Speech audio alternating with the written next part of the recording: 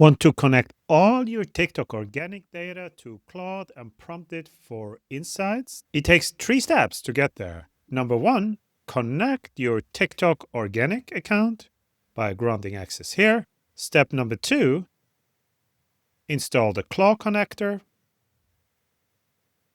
Step number 3, now let's prompt the TikTok organic account for insights. How many videos did I publish in the last 30 days on my TikTok account?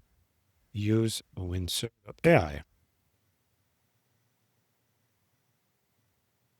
Here we go. We published 10 videos in the last 30 days and we get a video caption summary. Nicely done.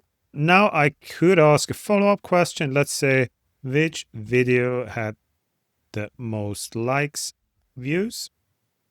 Rank top 5. There we go. These are our top 5 for the last 30 days. It's as simple as that. Now you could also ask it to generate a nice visual summary and then it spits out a dashboard for you. We also have a prompt library where you can get started with a set of prompts so you can get insights even faster.